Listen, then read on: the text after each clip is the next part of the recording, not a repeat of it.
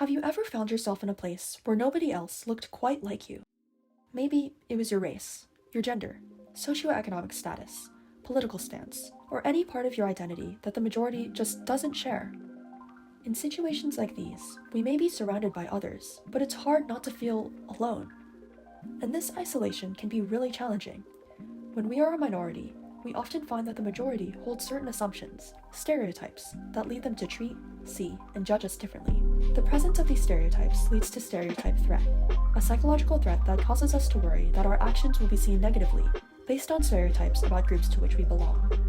And it turns out, stereotype threat can have critical impact on academic performance, career paths, even our cognitive ability to function.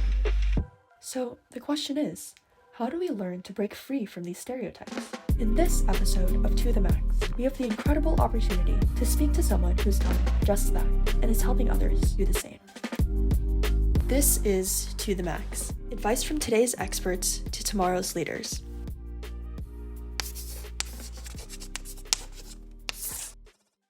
Always seek help, seek guidance, seek direction, and just don't hesitate to ask people for help, to reach out for them to understand where can I find more of what I need. This is Kevin Jarbo, a graduate of Carnegie Mellon and the University of Pittsburgh. Dr. Jarbo is now an assistant professor in the Social and Decision Sciences Department at CMU, where he researches how stereotypes impact student experiences in academic settings. He is also a member of CMU's DEI Strategic Planning Committee and co-director of the Data-Driven Diversity Lab, where researchers use psychology and behavioral economics to understand how students of all backgrounds can achieve belonging and success. Today, Dr. Jarbo will share his research and story, from growing up as a first-generation Black and Asian American to spearheading equity at one of the most prestigious universities in the nation. Along the way, he will teach us how all young people can learn to empower themselves, seek supportive mentors, build inclusive communities, and find success in the face of challenge. Well, thank you so much, Professor Jarbo, for joining me today on To The Max. And I was wondering, just before we get started with questions, can you introduce your work to our audience? Yeah, my name is Kevin Jarbo. I'm going to be joining the faculty in the Department of Social and Decision Sciences at Carnegie Mellon this fall. Right now, my research is focusing on stereotype threat and how it impacts students' decisions to seek help in academic situations. Stereotype threat is this phenomenon where people may be worried or concerned that their actions or behaviors, or even they themselves, might be judged in a negative light based on some stereotypes that exist about a group that they may belong to. So there's stereotypes about women and people of color in STEM and in academia at large that can impact their performance and their experiences in general in academic settings, and lead people to underperform in different academic domains or disassociate and kind of like separate themselves from things that they would like to do in academia. And it also can lead to people de-identifying with parts of their actual identity. So, a woman experiencing stereotype threat will kind of stop doing a lot of things that are associated with women as a gender, right?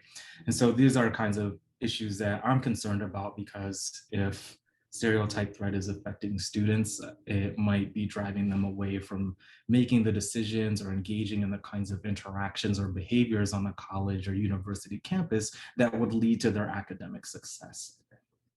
For sure. Wow, that's incredible. And I guess before we get into more detail about your research, I was wondering if you could talk about how you became interested in academia and maybe your life pre-academia. As soon as I could talk, my parents say that like I wanted to be a doctor, like a physician doctor. And so, growing up, I always thought I was going to be an MD.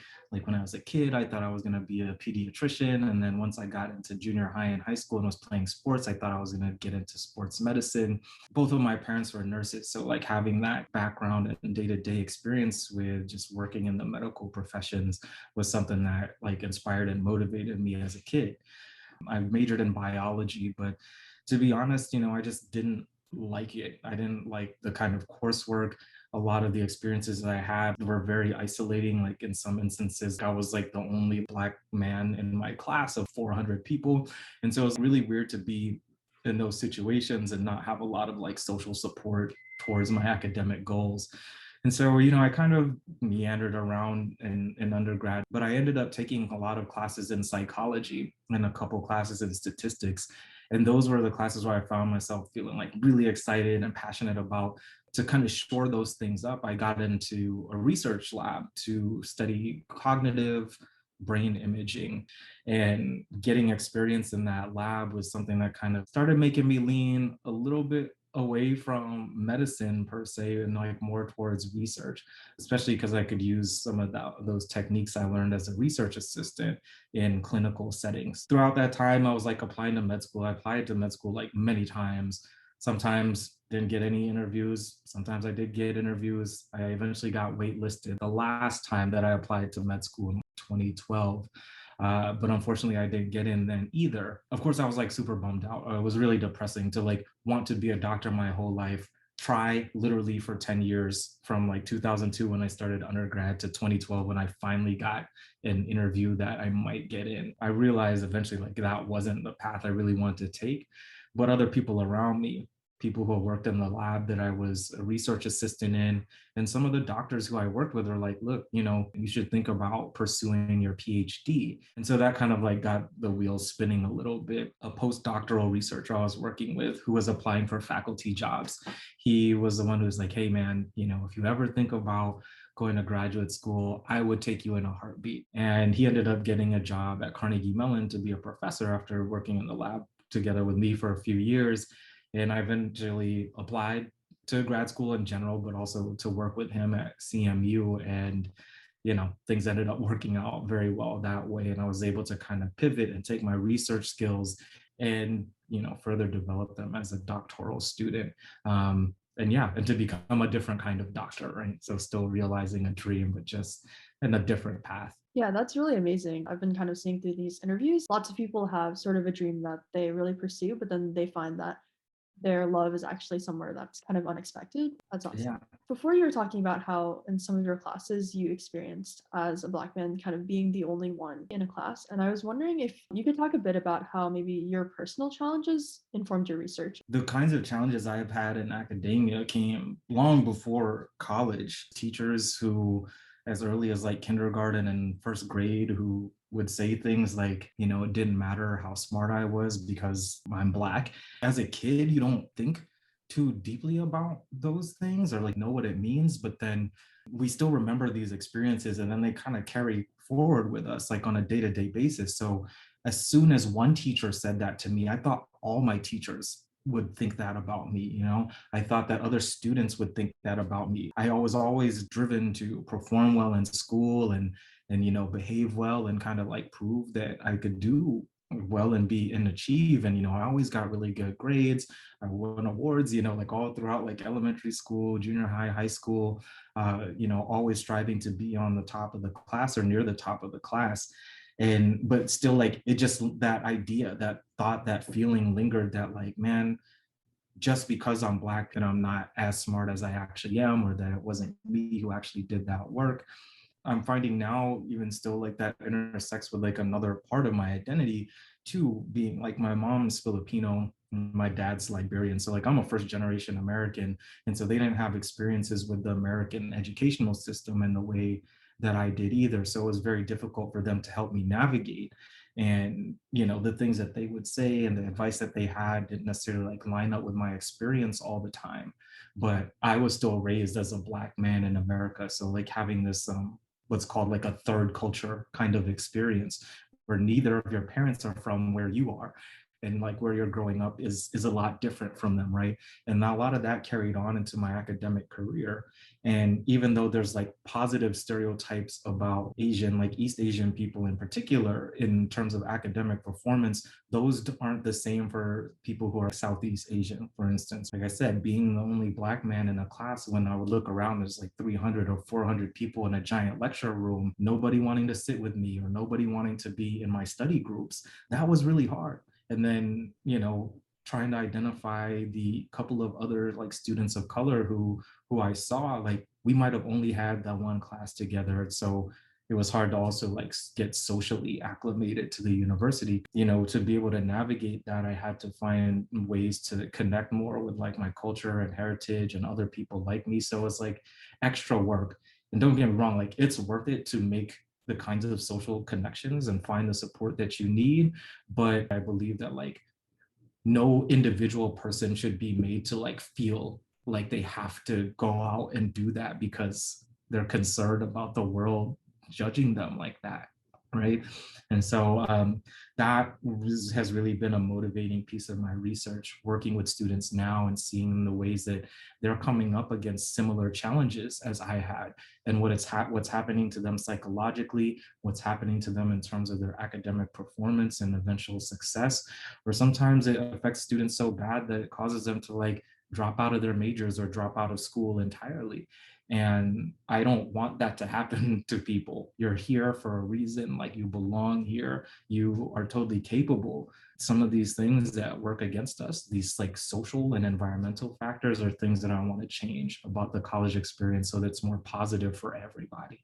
Yeah, that's really amazing. And having the ability through research to kind of really look at our own experiences, I think is really, really important. And part of the reason why your research is so cool, because I think so many kids out there, I think, have lots of similar experiences. Even as a girl who's really interested in STEM, like myself, I understand I have many privileges, but also this other side as a female in mostly male dominated space. So just having these kinds of experiences and being able to make sense of them, I think through research and know how to overcome like the challenges that society historically has placed on us, I think is really important. So thank you. And I think this kind of ties in with your stereotype perseverance project. So I was wondering if you could talk a little bit more about what kinds of challenges affect minority students in particular and challenges students might face in seeking help. A good friend and colleague of mine, Dr. Cody Menke, in psychology at CMU, he had been working on this project when he was a graduate student at Stanford with some of the other authors on there, particularly Dr. Jeff Cohen and Dr. Katie Turetsky and Valerie Purdy Greenaway, who's at Columbia University. And so they did two studies, and the one that focuses on racial minorities in particular, specifically on Black students, was with Black medical school students. And what they found was they had these students come in, and they were all like pre-med students, and they had completed a bunch of surveys about like, their kind of desire to go to med school, some survey items about their racial identity, their grades, their educational background, etc.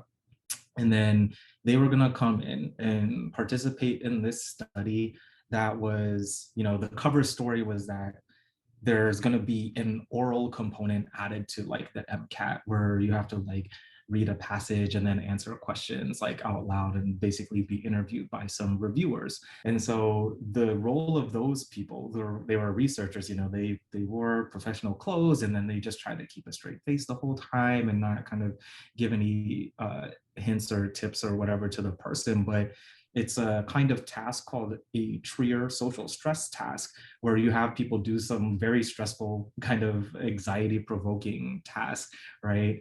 Where they think they might be getting judged or evaluated, to see if that impacts their performance like subsequently, or how like, people have done it to like measure stress in general, right?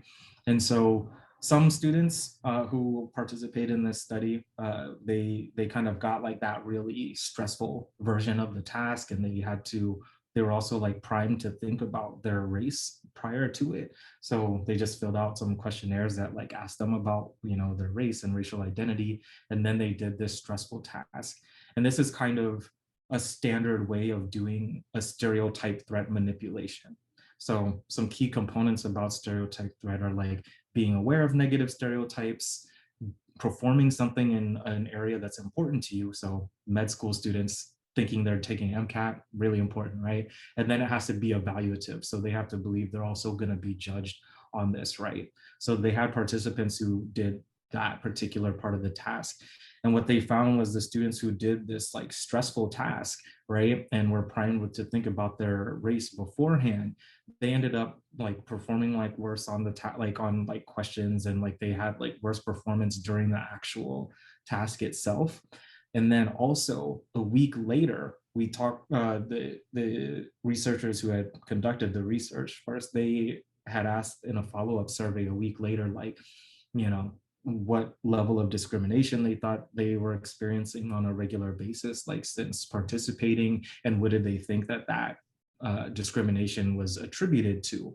And what they saw was that these Black students in particular who did that like the stereotype threatening condition, they reported more discrimination like in their day-to-day life, in terms of like they felt like they were being followed around in stores more. They thought that people were like kind of perceiving them in a negative sort of way, or interacting with them negatively more often in day-to-day encounters.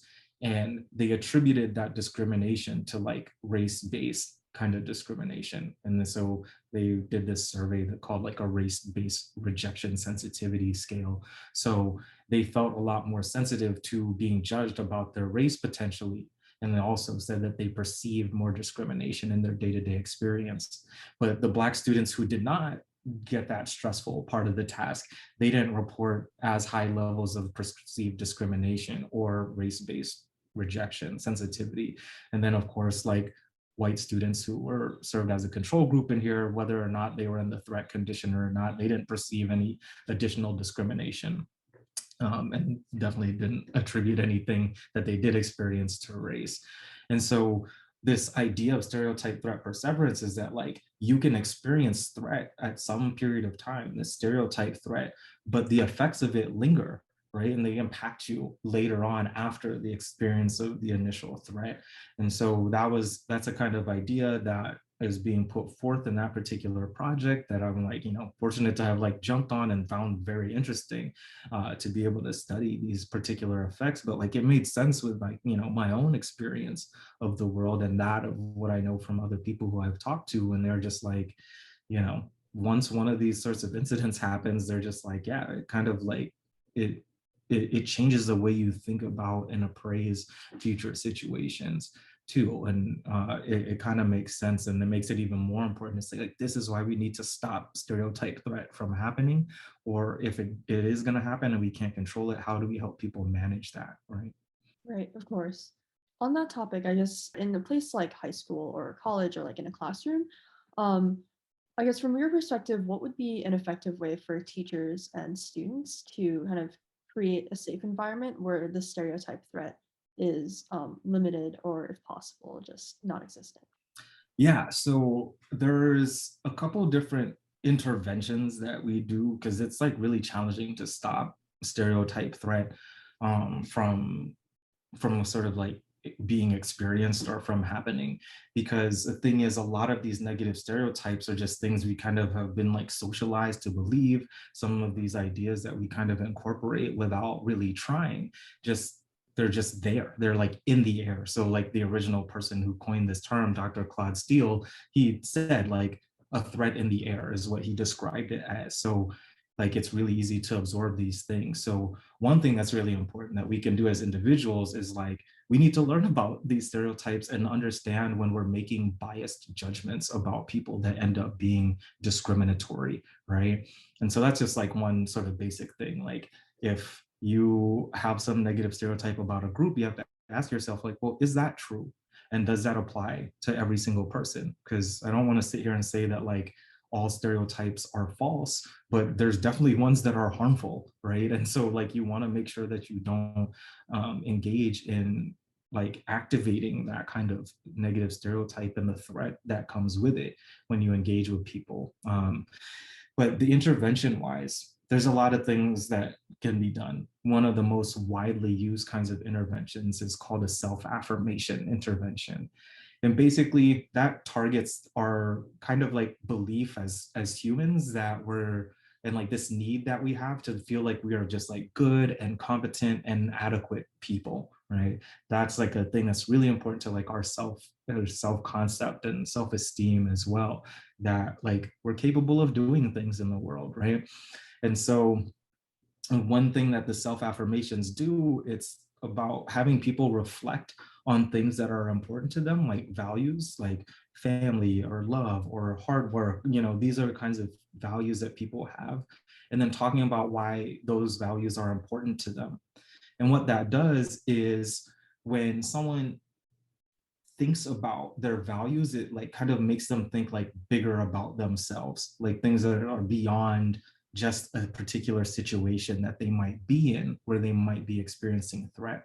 So if you're in a math class and you just, or you're having a hard time with an exam or an assignment, or you just failed an exam or assignment, right? That can induce stereotype threat. But your identity as a math person maybe is real small compared to like you as your entire being, because like you're not just a math person, but like maybe you also like English and history and geography, or you want to get into medicine, or you like playing sports, or you like playing music, or you like reading or writing. Like we as individuals are way more than the experiences of threat that affect a certain small piece of our identity. Well, I don't want to say small, but it can be an important part of identity, but we're more than just that, right? And so with self-affirmation, it kind of reminds people that they're like bigger than this one piece. And that actually helps people be buffered from sort of the stressful effects of stereotype threat. Another intervention that's been starting to come up more is just teaching people what stereotype threat is. And how that works is like basically when people have to do something stressful in a domain or area where they might experience stereotype threat, it induces like, it makes you feel like anxious. Like stereotype threat, like one thing that happens with stereotype threat, it makes you feel anxious. And what that can do is lead to you coming up with a bunch of like negative thoughts that you can't really stop about your, about the situation that you're in.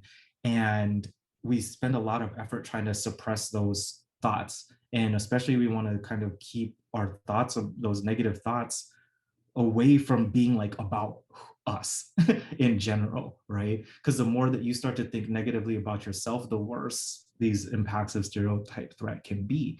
So when you teach people like, no, well, like you're actually in a situation where there is like a negative stereotype about a group that you might identify with.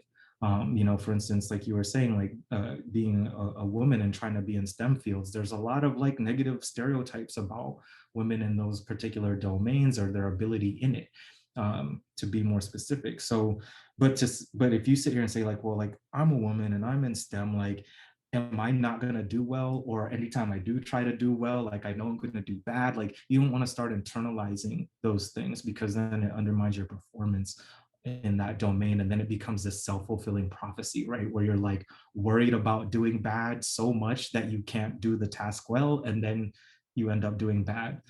But when you teach people that, no, that anxiety you feel about performing in this domain is because you're aware of these negative stereotypes. So, and then because of that, we know it causes you anxiety. So you might be feeling anxious, right? But that's not because you're bad at this thing. It's because there's some social and environmental cues that might be related to a negative stereotype or activating a negative stereotype for you. And so when you teach people that, it allows them to think about the situation a little bit differently, right? So that they're like, oh, like I don't feel bad because I'm bad. I feel bad because there's things that are like making me feel bad. And so you start shifting people's way of thinking. And maybe the last piece that is like more like, what can everybody do? There's more recent research now. I really like some work by Dr. Mary Murphy at Indiana University, who has worked a lot on identity safe cues in environments, right? So very often in academic spaces, and you'll probably see this in college, and it's been on the news all over the place as of late, but when you walk down certain hallways and it's just like, here's all of the former university presidents, and they're just like all old white men, or you enter into classrooms and you're like the only woman or the only student of color in there, right? Or the only person with some piece of your identity that's like very salient, because now you're like, oh no, like I'm underrepresented, or I'm the only one in this space. That can start activating these feelings of identity threat, right? Where you're just like, do I really belong here? Because I don't see anyone else like me, right? And so when we get in those situations, what we try to do, or what a thing about like kind of creating more identity safe environments, is to one, like improve the representation, right? So colleges now try to do things like get a lot more, like actively recruit more like women and non-binary people into different spaces, recruiting more students of color, admitting, like more students of color at higher rates, or at least figuring out like why certain groups of people are like not entering certain places. So getting that understanding, right, it can help a lot in terms of like, okay, maybe we're not seeing this many people here because a lack of resources that they have access to, right? That would make them more competitive for college or something like that. Or just knowing that it's like historically, there's not been a lot of people, from these different groups in this field. So where are they? Should we be hiring more like women faculty that will make this a lot more appealing for, for women students to join in? Or can we change our course syllabi so that we're starting to include more representative content from a variety of different people, instead of like, if you looked at every single citation, is it all like men, or is it all white people, or is it all like white men, which is like so much of what science and other STEM fields have historically been put forth. But we know there's so many other examples in other domains. So improving representation in terms of like people and content and the way that you teach things starts to create a more identity safe environment for a lot of different people. Because once people can see themselves represented in those spaces, they start to feel like, oh, like I have a role model here, or there's other people like me who are also doing this thing. And it takes a lot of that psychological burden off of people who are experiencing that. For sure, yeah, completely. And also, I guess like on this topic, I know that you're also involved in various DEI committees, and since 2019, you've also been part of CMU's DEI Strategic Planning Committee. So I was wondering, could you talk a little bit about what kinds of work the committee does?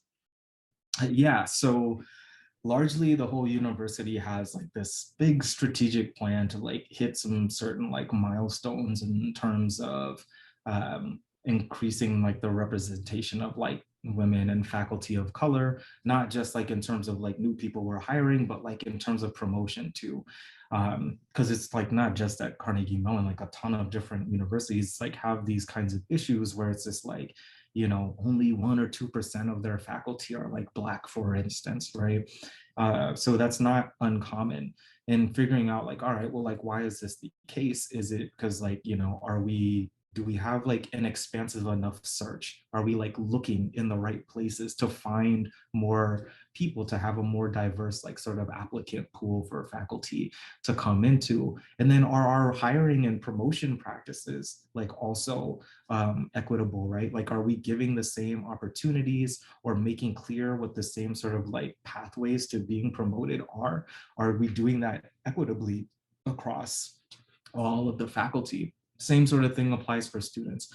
Are we trying to find and expand our the representation within our student body by like looking at the right kinds of places and providing the right kind of structure for people to be successful as they go through their entire experience? So a lot of what I've been doing on DEI committees is trying to figure out, one, like, what is the current experience like for people here on campus? Like, do you feel like you have the things to like meet your basic needs? Do you feel like you have the things that will allow you to thrive and be academically successful? So it's just like, for students from different income backgrounds, right? Like, are you able to afford all the things you need for class, right? Like, that's one thing that's important. And if you aren't, what sort of things does the university have in place to supplement that? What resources do we have for free? What things are we making available? What things can we make much cheaper for everybody, right? And so these are kinds of solutions that we try to come up with and apply more broadly. And then just trying to understand, like, and what's your day-to-day experience like when you interact with other students? What's that like? Is it like, how's it when you interact with faculty or staff at the university? Do you interact with administration? And in those particular ways, are you feeling included or excluded or somewhere in between? Like, what is your sense of belonging at the university feel like? Because we know that those things contribute to people's like academic success, but also like their personal development, right? Like, you have to feel like people care about you in a place. And so we're trying to understand what people's engagement with the university at large, but also with each other is like. Do we have the means to support you in the way that you need? Like that's the equity part, right? Like, the diversity part is like, yay, like we have a whole bunch of different people, great. But if you didn't take calculus in high school, do we have a calculus class that you can take either before you arrive or in your first year that will get you caught up to like, where everybody else is at?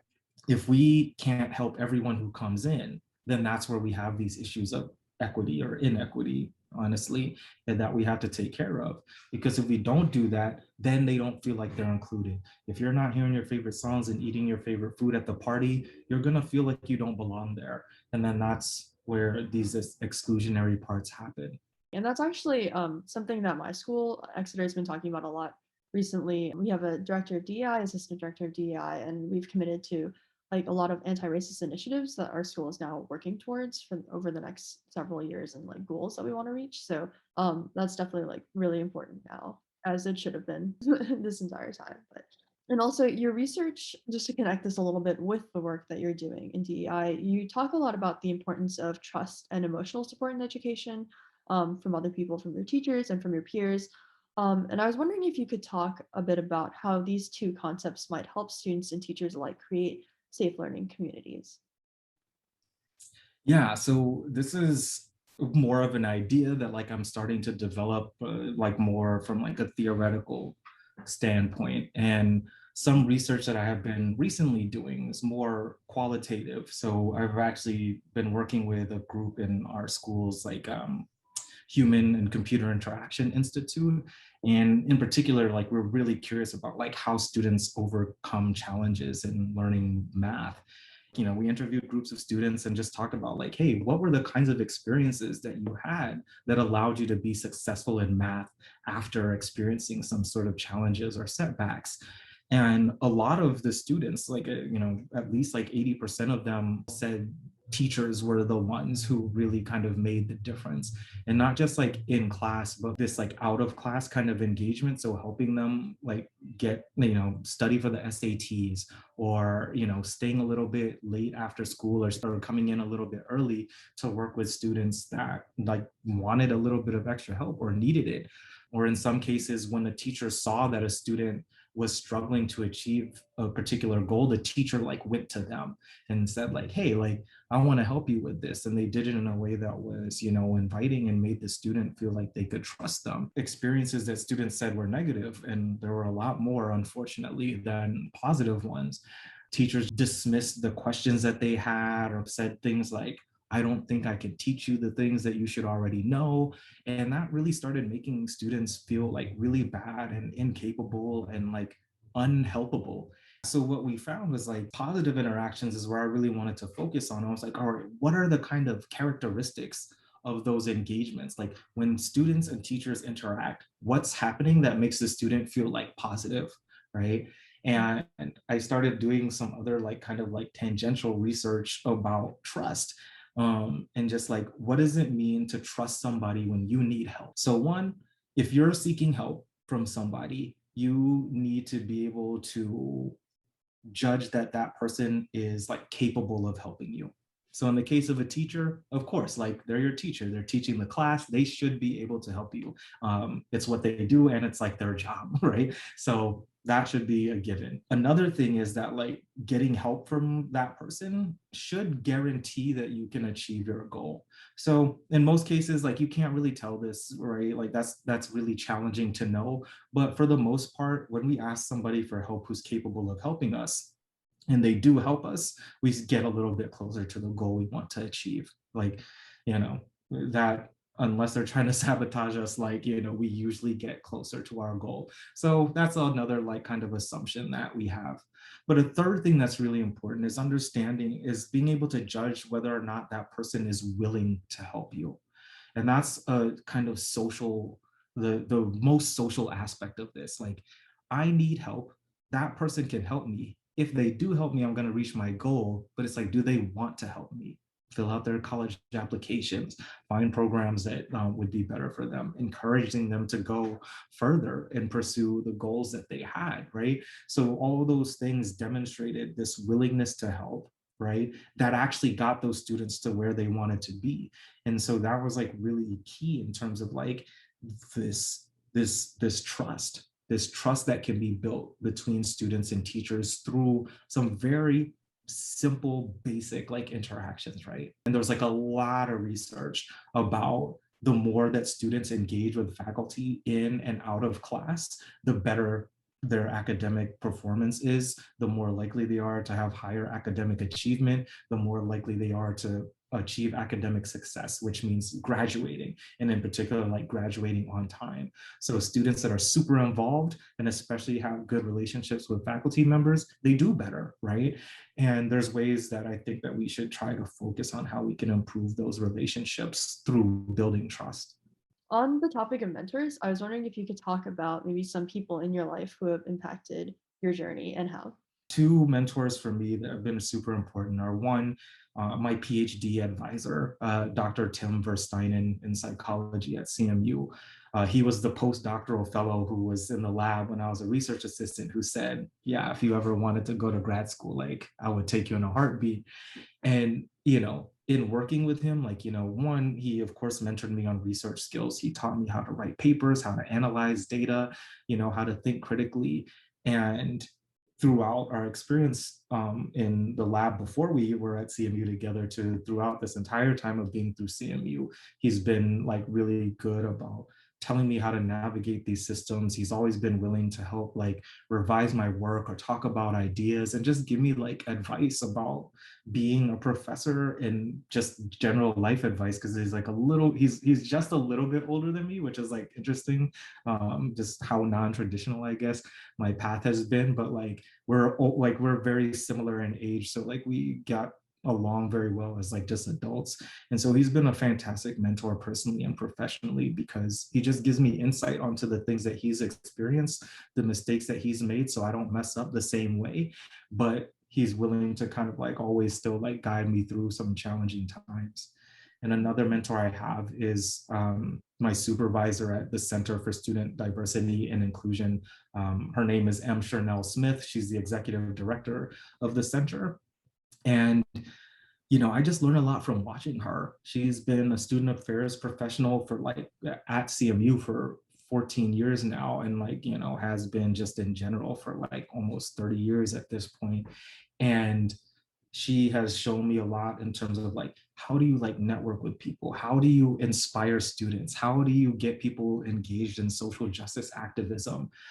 How do you keep your cool when all these things are like happening in the world, and you have to support other people, but you have to take care of yourself? So she's been a really fantastic mentor in a professional sense, personal sense, and also like in a kind of like spiritual sense. You know, she always feeds energy, or she redirects energy to me that allows me to do my work better. And, you know, I just hope I'm able to give it back to her in those kinds of ways.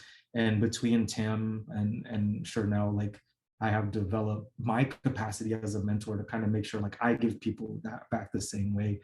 Like for me, like my sort of like mentor motto is like, if I'm going to mentor anyone, a student or a potential postdoctoral fellow, or even another faculty member or a friend, I will sit with you and we'll take a look at the map and see where you want to go. And I'll teach you how to get as far as I can get, but otherwise I want to hand you the keys so that the rest of this place is yours to explore. So getting people to taking them on the paths that I have taken than the ones that I have avoided, and like giving that sort of advice, but then empowering people to move forward on their own is like a way that I approach mentoring, that I have learned from my mentors who have like, they've taken me as far as they've gone. And now it's time for me to kind of like walk my own path, but I'm going to be taking some people with me too. And I guess my last question would be, what advice would you have for students, like the students watching this right now, who don't see a lot of people who look like them in the fields that they're interested in? It's going to be hard, but you can find these people who look like you, who you identify with, who are doing almost exactly the same things that you want to do with your life. We just might not be looking in the right place. And if you find individual people who are doing that and engaged with the work, you know, Max, like the way that you found me, and just don't hesitate to ask people for help, to reach out for them, to understand where can I find more of what I need. Someone can at least point you in the right direction. Always seek help, seek guidance, seek direction, and expand your point of view so you don't have to look so hard around in the world for people like you who are doing what you want to do. Thank you so much, Professor Jarbo. I think we can learn so much about like what you're saying about mentorship, like even self-empowerment and just building communities that all people can feel like they're a part of. Yeah, much appreciated. Thanks so much for the wonderful questions and just great chatting with you in general, Max. Thanks so much for watching. Hope you enjoyed it and discovered something you can apply in your own life. If you liked what you saw, please like and subscribe. And if you're interested in learning more, the full interview is linked in the description below. See y'all next time!